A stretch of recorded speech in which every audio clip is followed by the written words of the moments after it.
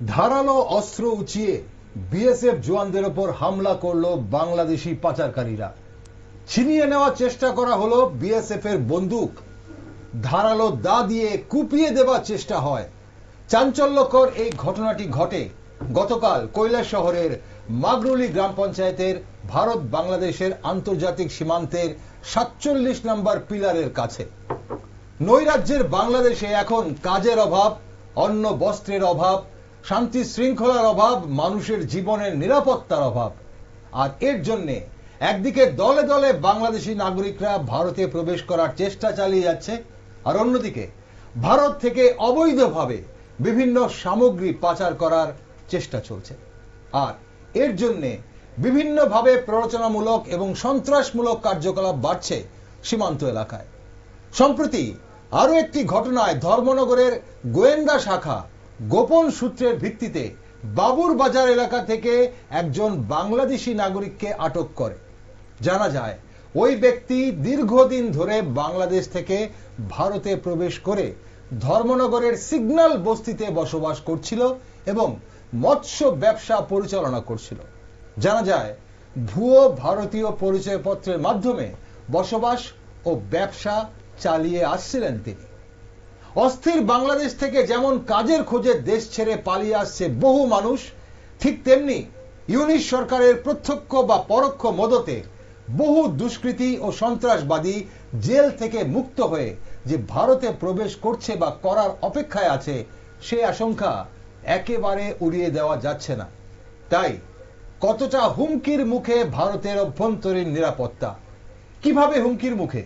নমস্কার, আমি দীপেন আর আপনারা দেখছেন নিউজ ভ্যানগার্ড। অনুপ্রবেশ ও পাচার বাণিজ্যে ভারতের অভ্যন্তরীণ নিরাপত্তা কতটা হুমকির মুখে, সেই বিষয়ে একটি গুরুত্বপূর্ণ আলোচনায় আজ আমার সাথে রয়েছেন প্রাক্তন পুলিশ আধিকারিক নন্দন সরকার, বিশিষ্ট আইনজীবী শিশির চক্রবর্তী এবং আরো একজন বিশিষ্ট আইনজীবী অরিন্দম ভট্টাচার্য। আপনাদের তিনজনকেই স্বাগত আজকের অনুষ্ঠানে।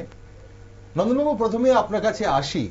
কৈলাসহরে যে ঘটনাটা হলো, আপনারা জানেন, আপনি অবগত আছেন, কিভাবে দেখছেন ঘটনাটা? কৈলাসহরের যে ঘটনাটা এখন আমি টিভিতে দেখলাম, বা কিছুক্ষণ আগে আপনাদের স্টুডিও থেকে আমার একটা অডিও নেওয়া হয়েছিল, তো ওই এলাকায় আমি দীর্ঘদিন ধরে চাকরি করেছি। ওখানে যে ভারত বাংলাদেশ সীমান্তে দু সাইডেই খুব ঘনবসতিপূর্ণ মানে ইয়ে আছে, লোকালিটি আছে, যার সিংহভাগই কিন্তু একটা বিশেষ ধর্মের লোকের, বলতে গেলে মুসলিম ধর্মাবলীর লোকেরাই ওখানে বসবাস করে। আচ্ছা, বিএসএফ এর যে এই যে হাতিয়ার কেড়ে নেওয়ার চেষ্টা বা বিএসএফ কে মারার চেষ্টা, সেটা কিন্তু নতুন নয়। অর্থাৎ এর আগেও আপনি জানেন যে এই কাছেই আগরতলা সীমান্তের কাছাকাছি কোন একজন বিএসএফ এর অ্যাসিস্ট্যান্ট কমান্ডারকে মেরে ফেলা হয়েছিল এবং অনেক জায়গায় বিএসএফ এর হামলা হুজ্জতি এগুলো হচ্ছে।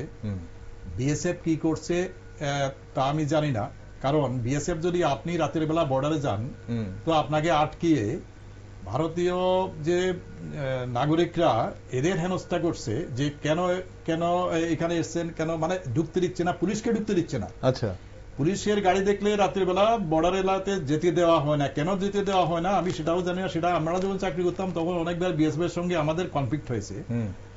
আমি দেখতে পাচ্ছি যে সাধারণ এই যে স্মাগলাররা বা এই যে বর্ডারে যারা দুর্বৃত্ত আছে, এরা বিএসএফ কে দা দিয়ে কোপানোর চেষ্টা করছে, অথচ বিএসএফ কিন্তু ফায়ারিং ওপেন করছে না। আচ্ছা, বর্ডার যে কোনো একটা ইন্টারন্যাশনাল বর্ডার খুবই সেন্সিটিভ এরিয়া, যেখানে যারা বর্ডার সিকিউরিটি গার্ডস থাকে সেটা বাংলাদেশের হোক আর বাংলাদেশের ফুল ফায়ারিং পাওয়ার থাকে। আচ্ছা, অর্থাৎ যে বেশি আসুক না কেন, সেটা হতে পারে ওই দেশের থেকে এখানে আক্রমণ হতে পারে, ফরেন অ্যাগ্রেশন যেটাকে বলে, হয়তো বাংলাদেশের থেকে বিজিবি বা বাংলাদেশ আর্মি ইন্ডিয়াকে অ্যাটাক করতে পারে সাধারণ নাগরিকের ছদ্মবেশে।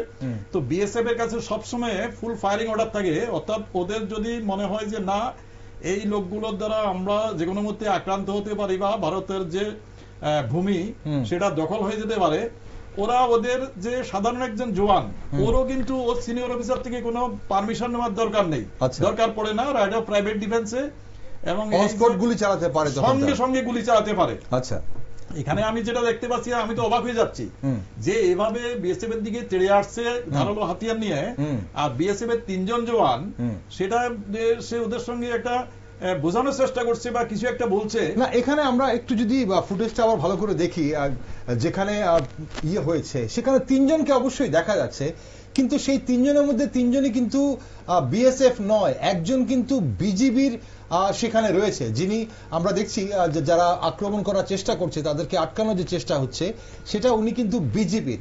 আর যেখানে বাকি যে দুজন, ওই দুজন কিন্তু বিএসএফ এর জওয়ান। আপনারা একটু ভালো করে যদি লক্ষ্য করেন এবং দর্শক বন্ধুরা দেখবেন বিজিবির একজন আছে, হ্যাঁ বিজিবির একজন রয়েছে, বিজিবির একজন আছে। যে আমি সেটা বলছি না, হ্যাঁ আমি যেটা বলছি যে বর্ডার সিকিউরিটি ফোর্স একটা এত বড় একটা কান্ট্রির একটা বর্ডার সিকিউরিটি ফোর্স, যেটা ওয়ার্ল্ডের largest border guarding force. BSF কিন্তু এখন এই মুহূর্তে ওয়ার্ল্ডের লার্জেস্ট বর্ডার গার্ডিং ফোর্স। ওদের কিন্তু একটা আর্মির ইনফ্যান্ট্রি ব্যাটালিয়নের মতো পুরো হাতিয়ার এবং সাজসরঞ্জাম ওদের আছে। সেই অবস্থায় বাংলাদেশের মতো একটা ক্ষুদ্র রাষ্ট্রের একটা বর্ডার গার্ডস এর এই যে একটা জওয়ান দাঁড়িয়ে আছে বা যাই হোক না কেন, আমি তো মনে করি যে ত্রিপুরা স্টেট ট্রাইবেলস যদি ওখানে থাকতো তাহলে এতক্ষণে কিন্তু ফায়ারিং ওপেন হয়ে যেত এখানে। অর্থাৎ বর্ডারে মানে সবসময় দেখা যাচ্ছে উলট পুরান এখানে। অর্থাৎ ভারত যে এত বড় দেশ, তার কিন্তু বর্ডারে গেলে আপনি সেই সিনারিটা দেখতে পাবেন না। দেখবেন যে ওদিকের যে এই যে ক্ষুদ্র রাষ্ট্র বাংলাদেশ, ওদের বিজিবি বা ওদের ওখানে যে স্মাগলাররা, এরাই কিন্তু হম্বি তম্বি দিচ্ছে, এখানে ধান কেটে নিচ্ছে, এখানে ঢুকে মানুষজনকে মারধর করছে, লুটপাট করছে, ডাকাতি করছে, সবকিছু করছে। কিন্তু আমাদের ফোর্স বা আমাদের যেটা জনসাধারণ, তারা কিন্তু সেরকম একটা ওদের পাল্টা দিতে পারছে না। ওকে, আমি আসছি আপনার কাছে। আমরা কেন এখানে গুলি চললো না বা বিএসএফ কেন অন্য ভূমিকা নিল না সেই বিষয় নিয়ে প্রশ্ন উঠছে। অবশ্যই আসবো আপনার কাছে, আবার আসবো রঞ্জনবাবু। শিশির বাবু রয়েছেন আমাদের সঙ্গে। শিশির বাবু, আপনি কিভাবে দেখছেন ঘটনাটা? কতটা উদ্বেগজনক ঘটনাটা? দেখুন, ঘটনাটা তো অবশ্যই উদ্বেগের মধ্যেও বলছি যে এই ঘটনাটা নতুন নয়, এবং এর আগে এটা হচ্ছে আপনার institute for defence studies analysis যেটা বলছে, ওরা বহু আগেই বলেছে যে এই মেসিভ ইনফিলট্রেশন যেটা হচ্ছে, ইলিগাল ইনফিলট্রেশন, এটা শুধুমাত্র মানে grave to our internal security একদম, এবং সেটা আমাদের শুধু ইন্টারনাল সিকিউরিটি না, এটা আমাদের ন্যাশনাল ইন্টিগ্রিটি এবং সোশ্যাল ইকোনমিক্যাল চেঞ্জের ক্ষেত্রেও এটা দায়ী। এর ফলে হচ্ছে কি, বর্ডার এরিয়াতে আপনার যেমন একদিকে স্মাগলিং মানে ক্রাইমটা বাড়ছে, তেমনি বর্ডারের বাইরে এন্টায়ার একটা স্টেটের মধ্যেই ক্রাইম বাড়ার ক্ষেত্রে একটা বড় ভূমিকা নিচ্ছে এই মানে অবৈধ অনুপ্রবেশটা। আচ্ছা, এবং এটা দেখা যাচ্ছে যে লাস্ট 5 জুলাই, অর্থাৎ এই আগস্টের ঘটনার বহু আগেই 5 জুলাইয়ে এই অবৈধ অনুপ্রবেশ নিয়ে আমাদের রাজ্যের মুখ্যমন্ত্রী খুব উদ্বিগ্ন, এবং উনি বিএসএফ অফিসিয়ালদের নিয়ে মিটিং করেছেন 5 জুলাইয়ে। তারপরে 12 জুলাই হিন্দুস্তান টাইমস পত্রিকায় এই যে মানে মানব পাচারের ক্ষেত্রে ত্রিপুরাকে করিডোর হিসেবে ব্যবহার করছে, এই নিয়ে একটা বিস্তৃত আর্টিকেল বের হয়, এবং সেখানেও সেটা নিয়ে আলোচনা হয়, এবং রীতিমতন রাজ্য সরকার এবং কেন্দ্রের স্বরাষ্ট্র দপ্তর উভয় এই বিষয়টা নিয়ে অবহিত, এই অবৈধ অনুপ্রবেশ ত্রিপুরাকে করিডোর করা হচ্ছে। এবং বর্তমানে এই আগস্টের বাংলাদেশের যে রাজনৈতিক পরিবর্তন বা বাংলাদেশের বর্তমান অস্থিরতা, এটা আরো বেশি করে আসছে, এবং সেই ক্ষেত্রে সবচেয়ে বড় ভূমিকা হচ্ছে, আমি একটা ত্রিপুরা ইনফোর একটা রিপোর্ট পড়ছিলাম, সেখানে দেখলাম যে ত্রিপুরা ইনফো বলছে যে ত্রিপুরা রাজ্যের এই আমাদের রাজ্যের কিছু সংখ্যক মানুষ, অর্থাৎ বর্ডার এরিয়ার এক শ্রেণীর যুবক বলতে পারেন, কিংবা এদেরকে বলা যায়, বা আমাদের আগে কিছুদিন আগে রেল স্টেশনে ধরা পড়লো পশ্চিমবঙ্গ থেকে আগত দুজন লোক যারা এই পাচারের সঙ্গে যুক্ত, এবং তারা খুব কম টাকা, মানে 5 থেকে 10 হাজার টাকার বিনিময়ে এই বাংলাদেশি ন্যাশনালদেরকে কোথাও বেড়ার দিয়ে বা যে কোনো ভাবে ঢুকতে দিচ্ছে। এবং বিবিসি বলছে যে এই সময়ের মধ্যে শুধুমাত্র যে হিন্দু রাষ্ট্রে নয়, বিবিসি বলছে বরং মুসলিম সম্প্রদায়ের লোকও অনেক পরিমাণে ভারতবর্ষে আসছে। তো কাজেই হিন্দুই আসুক বা মুসলিমই আসুক, যে কোনো আমি ধর্মের ভিত্তিতে যাচ্ছি না, এই যে অবৈধ অনুপ্রবেশ, এটা threat to our national integrity, এবং আমাদের বিশেষ করে আমাদের ত্রিপুরা রাজ্যের ক্ষেত্রে এটা একটা বড় থ্রেট, কারণ এই লোকগুলি তো আমাদের এখানেই থাকছে, ফলে আরো বেশি। সেখান থেকে প্রশ্নটা আসছে, এরা থাকছে এরা এখান থেকে ত্রিপুরাকে করিডোর করে ভারতবর্ষের বিভিন্ন প্রান্তে ছড়িয়ে যাচ্ছে, এবং ছড়িয়ে গিয়ে এই যে থাকছে কথাটা, এখান থেকেই শুরু হচ্ছে অনেকগুলো ইস্যু। থাকার জন্য, বেঁচে থাকার জন্য ওনারা কি পথ অবলম্বন করছে এবং কি কি করছে, সেই সব বিষয় নিয়ে অবশ্যই আমরা আলোচনা করবো যদি সময় থাকে। আসবো শিশিরবাবু আপনার কাছে। অরিন্দমবাবু, এই যে ঘটনাটি, এটা আপনি আজ যেটা হলো, আপনার কি মনে হয় একটা বিষয় যে এই ঘটনাটা কি আকস্মিক কোনো ঘটনা বলে আপনার মনে হয়, নাকি পূর্ব পরিকল্পিত বলে মনে হচ্ছে এইসব ধরনের ঘটনাগুলো?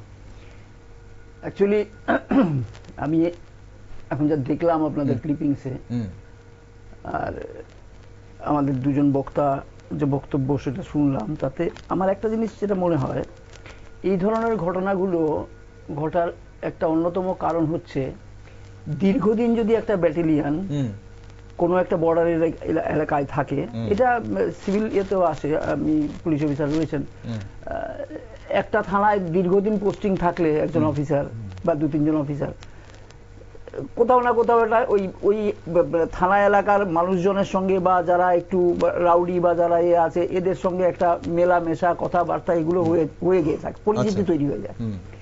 এখন পরিচিতির জায়গা থেকে এই ঘটনাগুলো ঘটে। এবং আমার যেটা মনে হয়, দেখে যেটা মনে হয়েছে যে এটা কি দাঁড়ায়, ব্যক্তিগত একটা শত্রুতার জায়গা তৈরি হয়ে যায়, হয় মিত্রতা অথবা শত্রুতা। আচ্ছা। এবং সরকার সাহেব যে কথা বলছিলেন যে এটা তো টিএসআর থাকলে পরে ফায়ার ওপেন হয়ে যেত, এখন ফায়ার ওপেন করার জন্য ওদেরকে সুযোগ দেওয়া আছে বা সেই অর্ডার ওদের কাছে আছে, বা নট নেসেসারি নিতে হবে, সেলফ ডিফেন্সে করতেই পারে, কিন্তু ফায়ার ওপেন করাটা কিন্তু মানে এর কাজ নয়, মানে শুভবুদ্ধির কাজ হবে না, হতো না। তো they were trying to pacify, but at the same time আরেকটা জিনিস দেখতে হবে যে বিজেপি বা border guard, Bangladesh border guard কি করে এলো এই সিনে। তার মানে আইদার বাংলাদেশ বর্ডার গার্ড আমার দেশে ঢুকেছে, অথবা বিএসএফ বা ওদেরকে চেজ করতে গিয়ে বাংলাদেশের বর্ডার ক্রস করেছে। নোম্যান্স ল্যান্ডও হতে পারে এই ঘটনাটা। নোম্যান্স ল্যান্ড বলে তো এখন আর ইন্ডিয়া মানে ইন্ডো বাংলায় নোম্যান্স ল্যান্ড বলে কিছু নাই, কারণ আমরা অলরেডি 1.5 কিলোমিটার না 2 কিলোমিটার, উনি ভালো বলতে পারবেন, ভেতরে ঢুকে আমাদের সীমানা ছেড়ে দিয়ে ভেতরে ঢুকে তারা গাছ লাগিয়েছি, তো বাকি ল্যান্ড ওদের হিসাবে। উনি যেটা বলতে চাইছিলেন যে ওই ফসল কেটে নিয়ে চলে যাচ্ছে, আমাদের লোকদের মারধর করছে, এইটার পেছনে অন্য একটা কারণও থাকে। বিএসএফ আমাদেরকে দেয় না মানে কি, পুলিশ আধিকারিকদের দেয় না, বা আমি কোন রকম কাউকে হার্ট না করেই যেটা বলতে চাইবো যে বর্ডারের এই পাশে ও পাশে, ত্রিপুরার অ্যাটলিস্ট বা আসামেরও তাই, বেঙ্গলেরও তাই, বাংলার বর্ডারের এই পাশে ও পাশে যারা থাকে তারা ধর্মীয় দিক থেকে কিন্তু একই মানে বিশ্বাসী। তো ফলে বিএসএফ এর জায়গাটা কি দাঁড়ায়, বিএসএফ এর মানসিকতাটা হচ্ছে যে তোমরা আসলে ইন্ডিয়ান না বাংলাদেশি বুঝতে আমাদের অসুবিধা হয়। ফলে মানে ম্যাক্সিমাম ওদের বিএসএফ হচ্ছে ভারতবর্ষের অন্যান্য অংশ থেকে আসে, আমাদের লোকাল লোক তো এখানে কম, তো কাজেই ওরা অ্যাট পার্ট ট্রিট করে, অ্যাপার্ট ফ্রম মানে খুব বড় আকারের মানে যথেষ্ট বিত্তশালী যারা আছে এপার ওপার ব্যবসা বাণিজ্য নিয়ে যুক্ত, বৈধ অবৈধ সবকিছুতেই, তাদের বাদ দিলে বাকিদের সবাইকে অ্যাট পার হিসেবে ট্রিট করে। তো কাজেই এদেরকে বাঁচানোর জন্য পুলিশ অফিসারদের রাত্রিবেলা পেট্রোল করতে বেরোনোর কোনো দরকার নেই। তোমরা থানা এলাকা দেখো, এখানটা আমরা জানি, আমরা বুঝি, আমরা দেখে নেবো, এরা সবাই সমান। কারণ এটা ঘটনা আমি মানে আমার মানে প্র্যাকটিস লাইফেও আমি দেখেছি যে ইন্ডিয়ার বর্ডারের ভেতরেই মানে পাচারকারীদের মানে আটকাতে গিয়ে, পাচার আটকানোর জন্য যখন গ্রামের ভেতরে ঢুকছে, তখন গ্রামের মানুষ বেরিয়ে বিএসএফ কে ঘেরাও করছে এবং মারধর করছে, লিটারালি মানে লেথাল ইয়ে হচ্ছে, মানে অ্যাটাক ইউজ করছে এবং অ্যাটাকও হচ্ছে। তো কাজে বিএসএফ এর এখানে তখন একটা ইয়ে চলে আসে যে আমি কার জন্য আমি দাঁড়িয়েছি এখানে, কাকে সুরক্ষা দেওয়ার চেষ্টা করছি, আমি কি ভারতীয় নাগরিকদের সুরক্ষা দিচ্ছি না ভারতীয় নাগরিকদের বিরুদ্ধে আমি দাঁড়িয়ে আছি, মানে যুদ্ধ করছি, যুদ্ধক্ষেত্রে দাঁড়িয়ে আছি।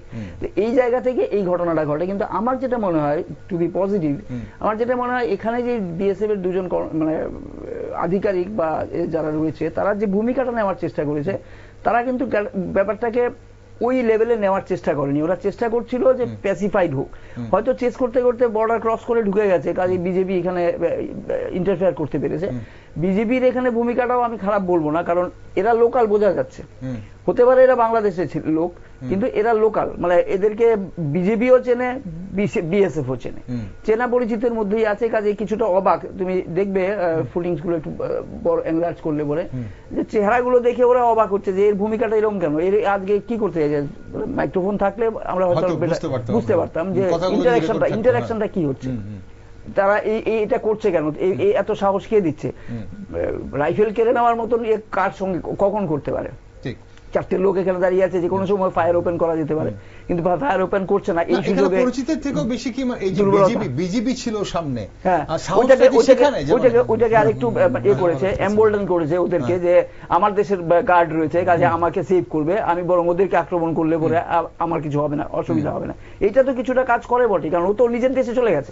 এ যদি ইন্ডিয়ান বর্ডারের ভেতরে থাকতো তাহলে হয়তো এতটা এগ্রেসিভ হতো না, এরা হতো না। কিন্তু যেহেতু ওদের নিজস্ব ল্যান্ডে চলে গেছে, বিজেপি ওখানে রয়েছে, তো ওদের স্বাভাবিকভাবে একটু সাহসটা বেড়ে গেছে যে আমি বিএসএফ কে ধরে রেখে দেবো, আমি ইয়ে হয়ে যাব। এবং আরেকটা জিনিস মাথায় রাখতে হবে এখানে, যে এখন বাংলাদেশ এবং ভারতের যদিও সত্যিকার অর্থে যেভাবে আমরা দেখছি বা শুনছি অতটা হাইপে নেই, বা এটাকে একটা রাদার বেটার হাইপ দেওয়ার চেষ্টা হচ্ছে, কিন্তু গ্রাউন্ড রিয়েলিটি ঠিক নয়। কিন্তু এই হাইপের কারণেও একটা জায়গা আসছে যে বাংলাদেশের ভেতরে বিএসএফ এর আধিকারিকদের যদি আমি আক্রমণ করতে পারি, আহত করতে পারি বা ধরে রাখতে পারি, তাহলে দেশে আমি একজন ন্যাশনাল হিরো হয়ে যেতে পারি।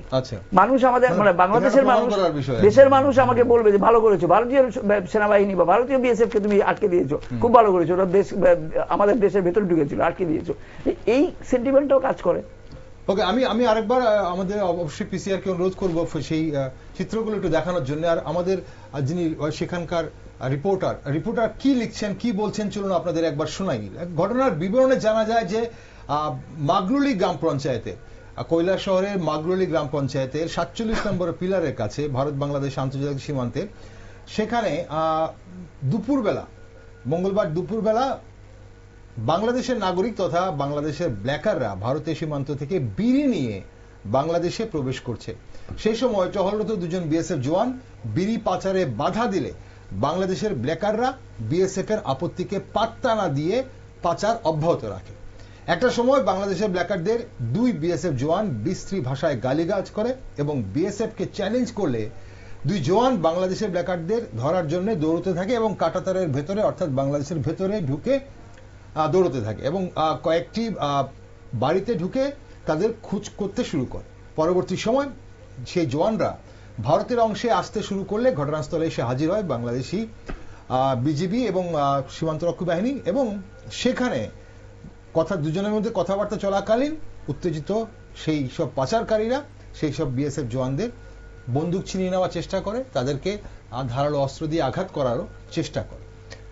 এখন প্রশ্ন হচ্ছে যে ফায়ারের কথা হচ্ছিল, এই ধরনের পরিস্থিতি যখন হয়, বা আমরা 5ই আগস্টের পর থেকে নন্দনবাবু যা দেখছি, আমরা সীমান্তে একটা অ্যালার্ট রয়েছে, অবশ্যই একটা বেশি মোতায়েন করা হয়েছে, বিএসএফ মোতায়েন করা হয়েছে। রেড অ্যালার্টের কথা আমরা শুনছিলাম কিছুদিন ধরে, যদিও সেটা জানানো হয়েছে যে এমন কোনো রেড অ্যালার্ট দেওয়া হয়নি কাঞ্চনপুর এবং তার আশপাশে। তাহলে এই ধরনের ঘটনার পর কি রেড অ্যালার্ট দেওয়া চলে এবং যাওয়া কি সম্ভব, এবং রেড অ্যালার্ট কখন দেওয়া হয়? ইন্টারন্যাশনাল বর্ডার সবসময় একটা ব্যাপার থাকে যে এখানে যে সিকিউরিটি ফোর্সেস যারা আছে যে কোনো বর্ডারেই, এদের কিন্তু একটা এক্সট্রিম পাওয়ার দেওয়া হয়ে থাকে, অর্থাৎ যে কোনো ধরনের পরিস্থিতি মোকাবিলা এবং তাৎক্ষণিক সিদ্ধান্ত নেওয়ার ক্ষমতা কিন্তু এই সব বর্ডার সিকিউরিটি ফোর্সদের থাকে। এটা বাংলাদেশেরই হোক বা যে কোনো রাষ্ট্রেরই হোক, সেটা দেশের সার্বভৌমত্ব এবং বিভিন্ন ধরনের ট্রান্স বর্ডার ক্রাইম সেগুলোকে চেক দেওয়ার জন্য কিন্তু এই বর্ডার সিকিউরিটি ফোর্স হোক, আসাম রাইফেলস হোক বা আইটিবিপি, যেখানে যেই ফোর্স মোতায়েন আছে যে বর্ডারে, এদের কিন্তু এই পাওয়ার দেওয়া হয়ে থাকে। এখন প্রশ্ন হলো, এই যে বর্ডার সিকিউরিটি ফোর্স আছে, এরা তাহলে এখানে অনেকটি ঘটনা হয়ে গেছে।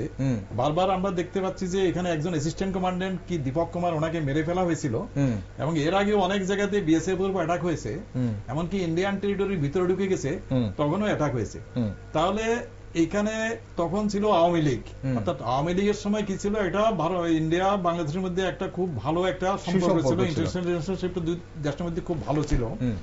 তখন কিন্তু একটা অলিখিত, আমি জানি একটা নির্দেশ ছিল যে মানে একদম গুলি করার মতো পর্যায়ে যাবে না।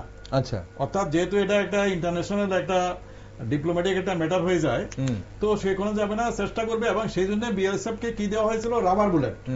ওদের কিন্তু রাবার বুলেট দেওয়া হয়েছে যে যদি ফায়ারিং করতে হয় নেহাত, তাহলে রাবার বুলেট দিয়ে তুমি ফায়ার করো। আচ্ছা। তো আস্তে আস্তে কি হচ্ছে, বিএসএফ এরও বেশ কিছু লোকজন কিন্তু এসব ট্রান্স বর্ডার ক্রাইমে জড়িয়ে যাচ্ছে।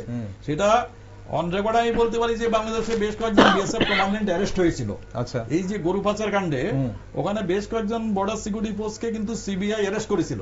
এবং পরবর্তী সময় দেখা যায় যে এই যে বিভিন্ন ভাবে যে ইনফিল্ট্রেশন হচ্ছে যে ইন্ডিয়ান টেরিটরিতে, এদের পিছনে কিন্তু একটা বড় ভূমিকাও কিন্তু বিএসএফ এর ছিল। অর্থাৎ আমি বিএসএফ কে সব বিএসএফ কে দোষ দিচ্ছি না, কিন্তু যে বিএসএফ ইন্টারন্যাশনাল বর্ডার গার্ডিং করছে, আমাদের নিরাপত্তা এবং এই যে একটা প্রতিবেশী রাষ্ট্রের থেকে যে কোনো ধরনের হুমকি কিন্তু প্রথম অ্যাবজর্ব করবে, শকটা কিন্তু এরাই, বর্ডার সিকিউরিটি। এদের বলা হয় ফার্স্ট লাইন অফ ডিফেন্স। একদম ফার্স্ট লাইন অফ ডিফেন্স, মানে এরা যে কোনো ধরনের ট্রান্স বর্ডার ক্রাইম বা যে কোনো ইনফিল্ট্রেশন এগুলো। আজকে দেখুন আপনি, আমি যদি পরিসংখ্যান নিই যে লাস্ট 40-50 ইয়ার্সে আমাদের বর্ডার এরিয়াতে ডেমোগ্রাফিক ব্যালেন্স চেঞ্জ হয়ে গেছে। আচ্ছা। অর্থাৎ যেখানে একটা বিশেষ ধর্মের লোকের যে পার্সেন্টেজ ছিল, তার থেকে 50 to 60 টাইমস এদের পপুলেশন হয়ে গেছে। আমি একবার গেছিলাম এই কলমচড়া একটা বর্ডারে একটা ইনভেস্টিগেশনে। আচ্ছা। ওখানে গিয়ে দেখলাম ব্যান্ড পার্টি বাজিয়ে বাংলাদেশ থেকে লোক আসছে। জামাইয়ের বাড়ি ইন্ডিয়াতে, মেয়ের বাড়ি বাংলাদেশে, বিএসএফ বর্ডারে দাঁড়িয়ে আছে। ওরা মিছিল করে এদিকে আসছে। আমি বললাম কিভাবে আসছে এরা? বলে সাহেব ইদার শাদি হো রহা হ্যায়, ও থোড়া পারমিশন দিয়া। তো আমি বিএসএফ কে বললাম যে you are the border guarding force, but you are not the owner of this border.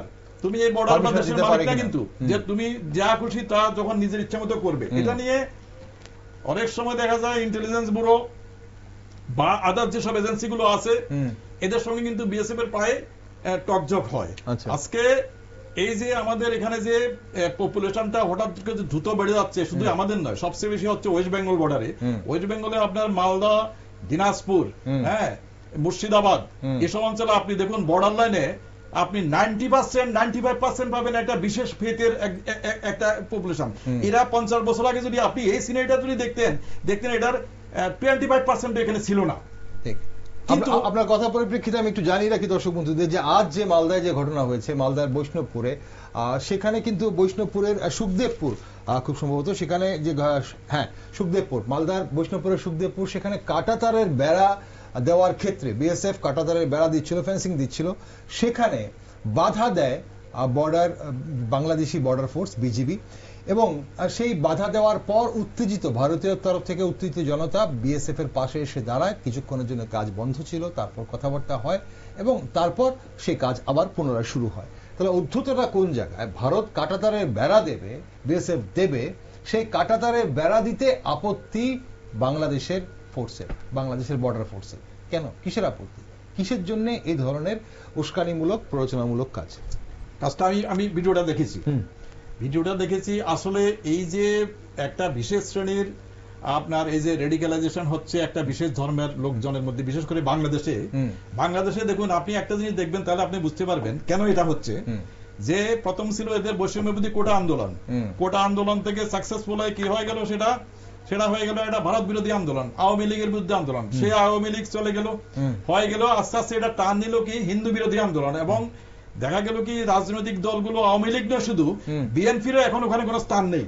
অর্থাৎ বিএনপির লোকজনদের বাড়িও অ্যাটাক করা হচ্ছে এবং কমপ্লিটলি একটা মানে ধর্মীয় একটা ভাবে দেশটাকে গড়ে তোলার একটা প্রবণতা হচ্ছে। এবং যেই পাকিস্তান থেকে এরা মুক্ত হয়েছিল, সেখানে অনেকেই স্বীকারই করতে চাইছে না যে সেটা ভারতের কোনো ভূমিকা ছিল। বলছে ভারত একটা মিত্র দেশ, এর বেশি কিছু নয়। অর্থাৎ সেই স্বাধীনতা তোরা মানতেই চায় না। এবং এখন বাংলাদেশে যে পরিস্থিতি হয়েছে, আপনি ভারত বিরোধী কথা না বললে এবং আপনি এইভাবে বেশি করে হিন্দু বিরোধী কথা না বললে আপনার দেশাত্মবোধী আসবে না। এবং এইভাবে করতে করতে সেটা ফোর্সের মধ্যে ছড়িয়ে যাচ্ছে। অর্থাৎ বাংলাদেশ আর্মি এখনো অনেক সেকুলার আছে, কিন্তু আমি বলছি আপনাকে, বাংলাদেশ আর্মি কিন্তু সবসময় একটা সেকুলার একটা পজিশন নিয়ে আছে, অতীতেও দেখা গেছে। এরা কিন্তু অনেক সময় বর্ডার গার্ড বাংলাদেশ বা যে বিডিআর এর বিভিন্ন ধরনের অ্যাক্টিভিটিস কিন্তু সমর্থন করেনি। কারণ বিডিআর বা আগে এখন যেটা হচ্ছে যেটাকে বলে আপনার বিজিবি মানে বর্ডার গার্ড বাংলাদেশ, এরা কিন্তু বাংলাদেশে কমপ্লিটলি এরা কিন্তু আর্মির আন্ডারে, অর্থাৎ আমাদের বর্ডার সিকিউরিটি বলতে যেমন আইপিএস অফিসাররা এদের লিড করে, বিএসএফ এর ডিজি হলো একজন আইপিএস অফিসার, বাংলাদেশে কিন্তু সেরকম নয়। বাংলাদেশে বর্ডার সিকিউরিটি গার্ড বাংলাদেশ কিন্তু কমপ্লিটলি আর্মির আন্ডারে, অর্থাৎ আর্মি অফিসাররা এখানে কোম্পানি লেভেল থেকে এরাই কমান্ড করছে। তো সেখানে এই যে একটা রেডিক্যালাইজেশন হচ্ছে, যে ভারত বিরোধী কথা বললে স্থান পাওয়া যায়, বড় ধরনের এটা প্রশংসা পাওয়া যায়, এবং আমি কত বড় একজন মানে ধর্মীয় গুরু বা একটা বিশেষ ধর্মের প্রতি আমি কিরকম ধরনের, তো সেটা আস্তে আস্তে কি হচ্ছে একটা প্রচন্ড ভারত বিরোধী এবং একই সঙ্গে হিন্দু বিরোধী একটা আন্দোলন সেখানে গড়ে তুলছে, যার মধ্যে একটা হ্যাট্রেড, একটা কন্টেম্প, সবগুলো কিন্তু মিক্স হচ্ছে। অশিক্ষিত যারা আছে, বিশেষ করে যারা বর্ডার এরিয়া থাকে, এদের মধ্যে এসে যাচ্ছে। এরা ভাবছে, এদের মগজ দোলাই হচ্ছে যে না আমাদের উপর অনেক কিছু করেছে, ভারত দাদাগিরি করেছে, ওই করেছে, সেই করেছে, দিস দ্য টাইম আমাদের সঙ্গে পাকিস্তান আছে, চায়না আছে, আমরা যা খুশি তা করবো, ভারত কিচ্ছু করতে পারবে না। তাহলে এখন এই রক্তগরমটা সেখানেই, তাহলে সেই জায়গাতে এইখান থেকে আসছে সবকিছু। ওকে, শিশিরবাবু আপনার কি মনে হয় একই বিষয়ে আপনারও মতামত চাইছি, আর সঙ্গে আরেকটা জিনিস জানতে চাইবো যে এই যে অনুপ্রবেশ এবং পাচার বাণিজ্যে ভারতীয় টাউটদের যে একটা ভূমিকা, এই যে অনুপ্রবেশ আপনি কিছুক্ষণ আগে বলছিলেন, আপনি তথ্য দিচ্ছিলেন, সেখানে তাদের শাস্তির কতটা দৃষ্টান্ত আছে? কারণ আমরা সবসময় সংবাদ মাধ্যমে আমরা দেখি যে অতজন টাউট ধরা পড়েছে, বা কিছুদিন আগেও টাউট ধরা পড়েছে, সেদিন 5 জন ধরা পড়লো, এখন তার আগেও এনআইএ এসছে, এই ধরনের যারা অনুপ্রবেশে যারা বা সহযোগিতা করছে, কিন্তু তাদের শাস্তিটা কি হয় সেটা একটা দৃষ্টান্তমূলক হয় কিনা, যাতে আগামী দিন যারা এই ধরনের কাজ করবে তারা যেন বিরত থাকে। দেখুন, এটা বলতে গেলে অ্যাকচুয়ালি বিভিন্ন তথ্য যেটা বলছে, এই অবৈধ অনুপ্রবেশ আজ নতুন নয়, অনুপ্রবেশ চলে আসছে দীর্ঘদিন ধরে, এবং সেইটাকে আমি যদি বলি যে নাগরিক সংশোধনী আইন যেটা 2019 সনে, সেটাকে এক প্রকার বৈধতা দিয়েছে। কারণ সরকার বলেছে যে 31শে ডিসেম্বর 2014 অবধি যারা বিশেষত হিন্দু, বৌদ্ধ, খ্রিস্টান, পার্সি, জৈন, এই সমস্ত লোকরা যারা আফগানিস্তান, পাকিস্তান, বাংলাদেশ, পার্শ্ববর্তী রাষ্ট্রগুলো থেকে এসছে, তারা সবাই ভারতীয় নাগরিক। এই যে এটার দ্বারা কি হলো, এটার দ্বারা হচ্ছে যে এর আগে কি ছিল 1971 এর চুক্তি অনুযায়ী, যে 71 এর আগে যারা এসছে তাদেরকে বৈধ ভারতীয় নাগরিক হিসেবে ধরা হয়েছে। ফলে এর পরেও যারা অনুপ্রবেশ হয়েছে, অবৈধভাবে এসছে, এদেরকে আমরা লিগালাইজ করলাম। ফলে একটা আমরা আইন করেই ভারত সরকার কতগুলো অনুপ্রবেশকারীকে দিল। পাশাপাশি কি হলো, এই অনুপ্রবেশকারীদের অনেকের বিরুদ্ধে ফরেনার্স একটা মামলা টামলা এগুলো চলছিল, এই সবগুলো মামলাই শেষ হয়ে গেল। আচ্ছা, আপনি যে প্রশ্নটা করেছেন যে এই কাজগুলি যারা করছে, অর্থাৎ অনুপ্রবেশের ক্ষেত্রে যারা সাহায্য করছে, তাদের ক্ষেত্রে কি হচ্ছে, দেখুন কনভিকশন রেট ভারতবর্ষে খুবই কম, এবং তাদের ক্ষেত্রেও কনভিকশন দৃষ্টান্তমূলক ভাবে আমরা সেরকম কিছু তুলতে পারছি না। এখন যেটা হচ্ছে যে বিভিন্ন জায়গায় মামলা হচ্ছে, এবং দিল্লি হাইকোর্ট একটা মামলায় বলেছে এই অনুপ্রবেশটা ন্যাশনাল থ্রেট, কিন্তু যারা এই কাজে সাহায্য করছে তাদের এগেইনস্টে কি হচ্ছে, তাদের এগেইনস্টে আমাদের রাজ্যে কোনো হারবারিং এর বিশেষ কোনো কেস নেই। যাদেরকে ধরছে তারা হচ্ছে ধরা পড়ছে, যারা আমরা কয়েকজনকে ধরছি, ধরুন ডেটা যেটা বলছে 24শে আগস্টের পর থেকে প্রায় ধরুন 1462 জনকে এখন অব্দি বাংলাদেশ থেকে এদেশে আসার পরে তারা কারা ধরেছে, রেলওয়ে পুলিশ, অর্থাৎ রেল স্টেশন অব্দি যাওয়ার পরে আমরা তাদেরকে ডিটেক্ট করছি। সংখ্যাটা অনেক বেশি হবে, সংখ্যাটা তাহলে মানে আরো বেশি। তাহলে সীমান্তে যেখানে আমাদের 856 কিলোমিটারের মধ্যে প্রায় 93% ফেন্সিং হয়ে গেছে, আর 5% বাকি আছে, তা সত্ত্বেও ওদেশ থেকে লোক আসছে। এই লোকগুলো থাকছে কোথায়? লোকগুলো থাকছে আমাদের লোকালিটির মধ্যে, থাকছে বিভিন্ন জায়গায় ভাড়া থাকছে, বস্তি এলাকাগুলিতে ভাড়া থাকছে এসে, কিন্তু কোনো আমাদের পুলিশিং সেরকম ভাবে কাজ করছে না, তাদেরকে ডিটেক্ট করছে না, এই জায়গাটা থেকে যাচ্ছে। ফলে আমাদের হচ্ছে কি, যদিও হারবারিং একটা অফেন্স, তাদের বিরুদ্ধে কোনো অ্যাকশন নেওয়া হচ্ছে না, ফলে এটা চলে যাচ্ছে। এর ফলে কি হবে, ফলে ধরুন ক্রাইমটা বেড়ে যাচ্ছে। আমরা যদি দেখি অ্যাটলিস্ট শুধুমাত্র ডিসেম্বর মাস যদি দেখি, তাহলে রেজিস্টার কেস, এটা আজকাল সবাই জানে যে থানা কেস রেজিস্ট্রি করতে চায় না, তা সত্ত্বেও শুধু ডিসেম্বর মাসে চুরির কেস হয়েছে 26টা, ছিনতাইয়ের কেস হয়েছে 4টা গোটা ত্রিপুরায়। হ্যাঁ, গোটা ত্রিপুরা। আচ্ছা, এগুলো হচ্ছে রেজিস্টার্ড কেসের মধ্যে আমি বলছি, শুধুমাত্র ডিসেম্বর মাসে। এবং প্রায় অনেক ক্ষেত্রেই দেখা যাচ্ছে ছিচকে চুরি বেড়ে যাচ্ছে। এগুলো হয়তো কোর্ট মানে থানা অব্দি আসছেও না, ছোটখাটো যে সমস্ত চুরিগুলি হচ্ছে বাড়ি ঘরে। এই যে মানে ঠিক এখানে একটা বাংলাদেশ থেকে আসার পরে এই শুধুমাত্র বাংলাদেশ থেকে শুধুমাত্র যে বাংলাদেশিরা আসছে তা নয়, সবচেয়ে বড় রোহিঙ্গারা প্রবেশ করছে। এখন সমস্যাটা হচ্ছে এই জায়গাতে, এই যে ছিচকে চুরির কথা আপনি বলছেন বা ছোটখাটো ক্রাইমগুলোর কথা বলছেন অরিন্দমবাবু, এই যে ছোটখাটো ক্রাইমগুলো এখানে নেশার আড়ালে ছোটখাটো ক্রাইমগুলো হচ্ছে বলে অনেক সময় আমরা সেগুলোকে আড়াল করে যাই। বাংলাদেশ থেকে দুষ্কৃতীরা এমনও শোনা যায় যে বাংলাদেশ থেকে দুষ্কৃতীরা সকালে এসে ক্রাইম করে বা রাত্রি সন্ধ্যায় এসে ক্রাইম করে আবার ফিরে চলে যাচ্ছে বাংলাদেশে, এমনও ঘটনা আগে আমরা শুনতাম। তো এগুলো হয়তো ন্যাশনাল থ্রেটের জন্য ততটা বেশি থ্রেট নয় আমাদের দেশের জন্য, কিন্তু যারা এই যে এখন ইউনিস প্রশাসনের আমলে অনেক সন্ত্রাসবাদীদের, দাগী সন্ত্রাসবাদী বা দাগী দুষ্কৃতীদের জেল থেকে মুক্তি দেওয়া হয়েছে এবং জেল থেকে তারা পালিয়ে গেছে, সেই সব দুষ্কৃতীরা এই ধরনের অনুপ্রবেশের সঙ্গে বা যারা অনুপ্রবেশ করছে, রোহিঙ্গা বলুন বা বাংলাদেশি নাগরিক বলুন, তাদের সঙ্গে যদি ভারতে প্রবেশ করে সেটা কত বড় ন্যাশনাল থ্রেট হতে পারে? আগামী দিনে কি ধরনের মানে ভারতবর্ষে কোনো আঘাত হানতে পারে কিনা তারা? ব্যাপারটা হচ্ছে কি যে অনেকগুলো বিষয় এক জায়গায় করলে পরে ইস্যুটা কমপ্লিকেটেড হয়ে যায়। এখন বাংলাদেশে 5 আগস্টের পরের যে রাজনৈতিক পরিস্থিতি বা প্রশাসনিক ব্যবস্থা, সেটার সঙ্গে শিশির যে কথা বলছিল যে দীর্ঘদিন ধরে যে ইনফিল্ট্রেশন চলছে দেশে, এইটাকে একসঙ্গে গুলিয়ে ফেলার কোনো সুযোগ নেই। একটা কথা আমাদেরকে মাথায় রাখতে হবে বা ভুলে যাওয়ার সুযোগ নাই, ইদানিংকালে প্রেসিডেন্ট ইন ওয়েটিং আমেরিকার, মার্কিন যুক্তরাষ্ট্রের president in waiting Donald Trump, উনি কিন্তু এই অভিবাসন নিয়ে একটা মারাত্মক কড়া স্ট্যান্ড নিয়েছে।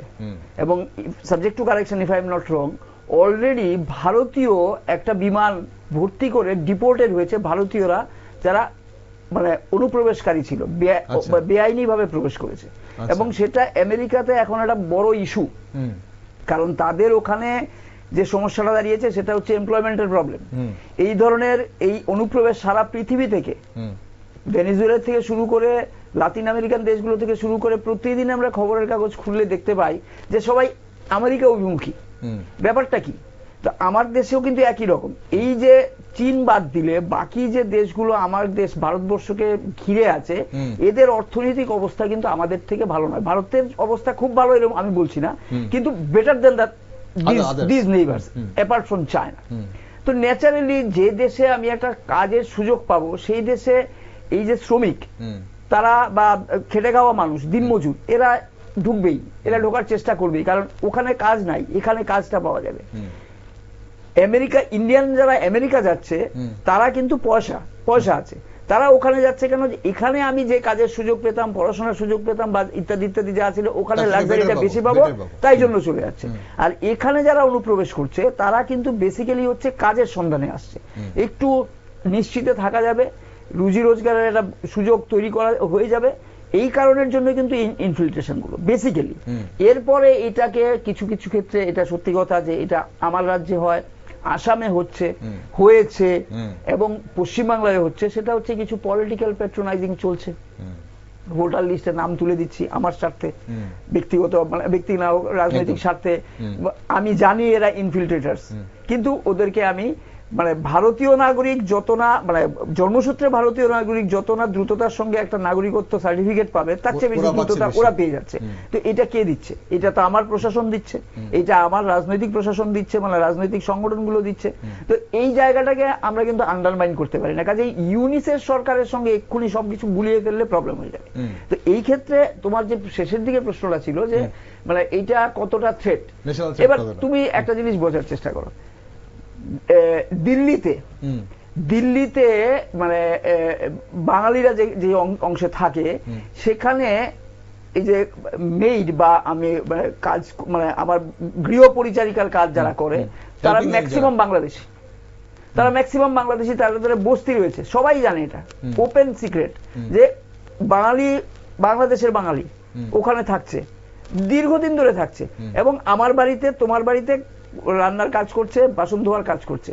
তো দিল্লির মতন জায়গায় বাংলাদেশ থেকে ওখানে পৌঁছে গেছে এবং এভরিবডি নোজ ইট, কেউ তো এটা নিয়ে মাথা ঘামাচ্ছে না। এখন তুমি এই আলোচনাটা তুলে যদি এটাকে বাংলাদেশের বর্তমান অস্থির পরিস্থিতির সঙ্গে গুলিয়ে দেওয়ার চেষ্টা করো তাহলে একটা সমস্যা হয়ে যাবে। আদারওয়াইজ তুমি এইটা ঠিক আছে যে থ্রেট পারসেপ্ট, এবার থ্রেট পারসেপ্টের প্রশ্ন যদি বলো যে বাংলাদেশের এই 5 আগস্টের এই বিপ্লবের পরে জেল ভেঙেছে, জেল ভাঙা হয়েছে, সেখান থেকে প্রচুর দাগি আসামি, দাগি স্মাগলার্স হোক বা টেরোরিস্ট হোক, সন্ত্রাসবাদী হোক, ওরা বেরিয়ে চলে এসছে। এখন প্রশ্নটা হচ্ছে, আমি যতদূর জানি সেটা হচ্ছে এই কি বলে এটাকে, মানে স্মাগলার বা কিছু চুরি ছেঁচড়ামির সঙ্গে যুক্ত যারা, they are not our threats. Threats হচ্ছে যে টেরোরিস্ট, আদতে কত সংখ্যায় টেরোরিস্ট ওখান থেকে বেরিয়েছে সেটার পরিসংখ্যান কিন্তু তোমার কাছেও নেই, বাংলাদেশ সরকারও দিচ্ছে না। But the thing is that যে এখন অব্দি ইন্টেলিজেন্স ব্যুরো, ভারতবর্ষের ইন্টেলিজেন্স ব্যুরোর কাছে এই ইনফরমেশন অলরেডি আছে যে স্লিপার সেলস, এদেরকে বলে স্লিপার সেলস, স্লিপার সেলস ভারতবর্ষে কিন্তু ইউনিট সরকার আসার আগে থেকেই ঘুমিয়ে আছে, মানে স্লিপিং, দে আর স্লিপিং।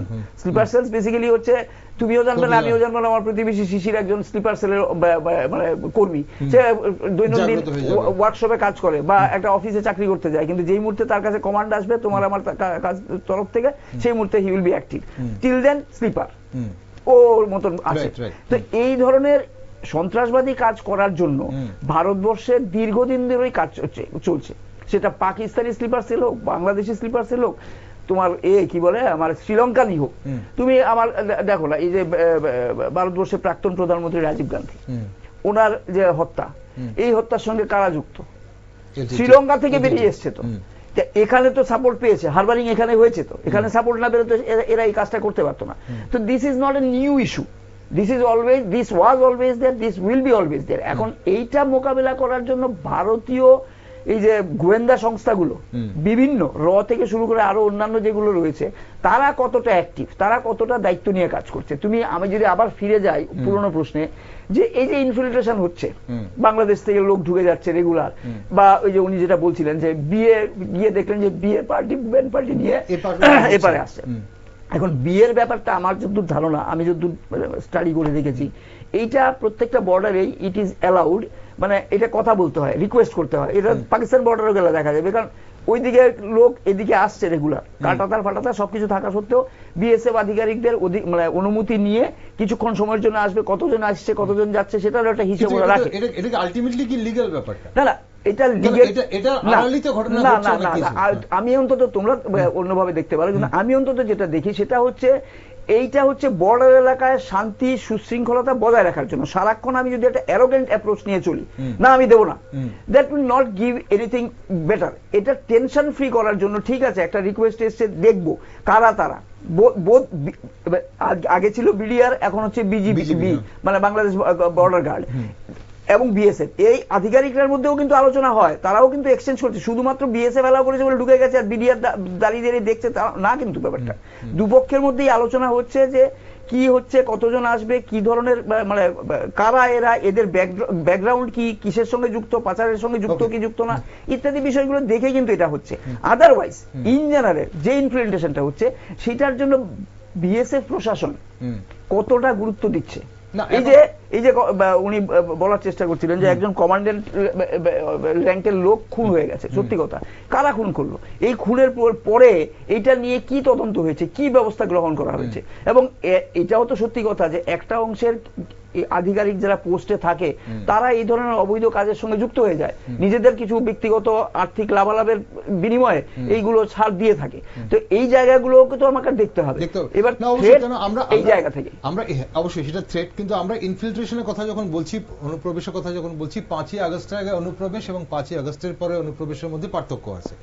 তখন অনুপ্রবেশের মধ্যে ভারত বিরোধিতা বা তখন ভারতে জঙ্গি কার্যকলাপ করাটা যতটা ইচ্ছে শক্তি যতটা প্রবল ছিল, এখনের ইচ্ছে শক্তিটা আরো বেশি প্রবল বলে ধরে নেওয়া হচ্ছে। কারণ এই যে জেল ব্রেক হচ্ছে বা প্রত্যেকটা, আমি একটা কথা বলছি এখানে, যদিও আমি এর সপক্ষে কোনো এভিডেন্স এই মুহূর্তে দিতে পারবো না, যে আমার কাছেও আমরাও পড়েছি এসব ডসিয়ার গুলো, যে প্যান ইসলামিক যে একটা মানে মুভমেন্ট, সেটা কিন্তু শুধু ভারতকে নিয়ে নয়, পৃথিবীর যেই যেই দেশগুলোতে মুসলিমরা ইন মাইনরিটি, সেখানে কিন্তু এই স্লিপার সেল যেমন আছে, সেরকম একটা দীর্ঘমেয়াদী পরিকল্পনা আছে। অর্থাৎ এই যে কেন জানি না, এরা যেখানে যেখানেই আছে সেখানে এরা ওখানে যে ডমিনেন্ট যে যারা আছে কমিউনিটি, ওদের মানে ইয়ে করে সুপারসিড করে। তো সেটা সিআরএ হয়েছে, আপনি দেখুন সবচেয়ে বড় হলো কঙ্গো, এই যে সেন্ট্রাল আফ্রিকান রিপাবলিক কঙ্গোতে, ওখানে অনলি 13% মুসলিম পপুলেশন আর বাকি 82% কিন্তু খ্রিস্টান পপুলেশন। ওয়ারেজ দীর্ঘ প্রায় 5 বছর ধরে কিন্তু এরা ক্ষমতা দখল করে রেখেছিল এবং অকথ্য অত্যাচার। তো সিমিলারলি আমরা যেটা দেখতে পাচ্ছি রিসেন্টলি ইংল্যান্ডে শুরু হয়েছে, এবং ইউরোপিয়ান কান্ট্রিগুলো কিন্তু অলরেডি বিভিন্ন জায়গায় ব্যান করে দিয়েছে যে এখানে আর কোনো ধরনের মসজিদ করা যাবে না। চায়নাতে শুরু করে দিয়েছে। মিডল ইস্টে সবচেয়ে যেটা বেশি হচ্ছে যে সেখানে যে এই যে যারা এখান থেকে ছেড়ে দিচ্ছে, তারা কিন্তু বিভিন্ন জায়গায় ছড়িয়ে ছিটিয়ে যাচ্ছে কিন্তু, অর্থাৎ অভিবাসন। তো সেটা নিয়ে ইন্ডিয়ার কিন্তু ভাবা উচিত যে স্লিপার সেল গুলো 10 বছর পরে অ্যাক্টিভ হয়ে যায়। এখন আমার যদি প্ল্যান থাকে যে আমি ইন্ডিয়াতে গিয়ে স্মাগলিং করবো বা ইন্ডিয়াতে সঙ্গে কিছু ইয়ে করে আমার সংসার চালাবো, শ্রমিকের কাজ করে, সেটা একটা কথা, সেটাই কিন্তু আমার যদি এটা লার্জার কনস্পিরেসি থাকে যে না আমার এরকম একটা প্ল্যান থাকবে যে হোল ইন্ডিয়াতে বিভিন্ন জায়গাতে আমি ইনফ্লেশন, যেমন ঝাড়খণ্ড কিন্তু এখন হিউজ ইনফ্লেশন হয়েছে, যেটা বাংলাদেশ থেকে গেছে, এবং ঝাড়খণ্ড গভর্নমেন্ট জানে, কিন্তু ওরা রাজনৈতিক স্বার্থে এটা নিয়ে কিন্তু উচ্চবাচ্য করছে না।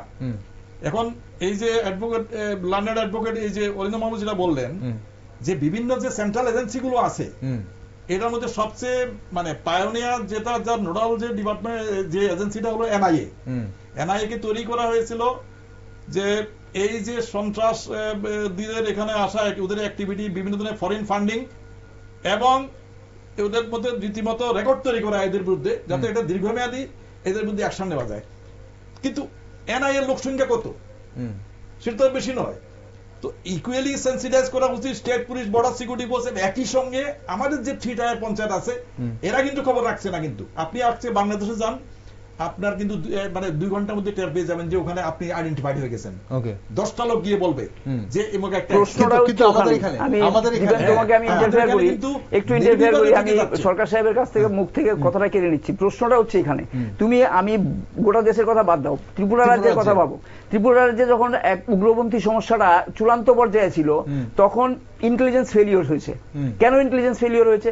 কারণ এই যে উগ্রপন্থী যারা দলের সঙ্গে যুক্ত যে সমস্ত কর্মী বাহিনী, তারা যখন গ্রামে ঢুকছে, তখন গ্রামের লোকেরা পুলিশকে ইনফরমেশন ফিডব্যাক দিচ্ছে না কেন? ভয়ে দিচ্ছে না।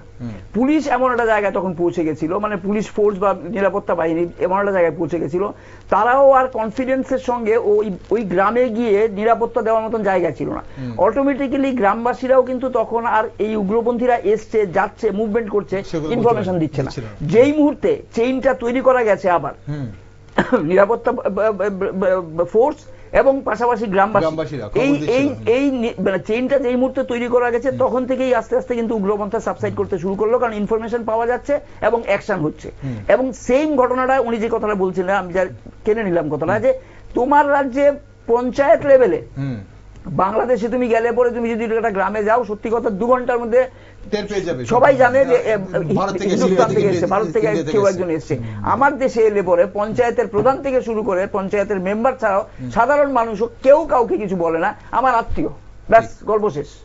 কে এসছে, কেন এসছে, কতদিন থাকবে, কিছু আশ্রয় দিচ্ছে। এখানে এই বিষয়টাতে যেটা বলছিলাম যে এই যে ভাড়া থাকছে, ঘুরে বেড়াচ্ছে, সুশীলবাবু, এখানে আরেকটা ব্যাপার। এখানে আমি ব্যক্তিগতভাবে দেখছি কোন একটি এলাকাতে একজন ঘুরে বেড়াচ্ছে, এখন সে কি মানসিক ভারসাম্যহীন একটা অপরিচিত ব্যক্তি, নাকি সে কোনো মানে কোনো গোষ্ঠীর সঙ্গে যুক্ত, সেটা আমরা কিছুই জানি না, সেখানে পুলিশ নিষ্ক্রিয়।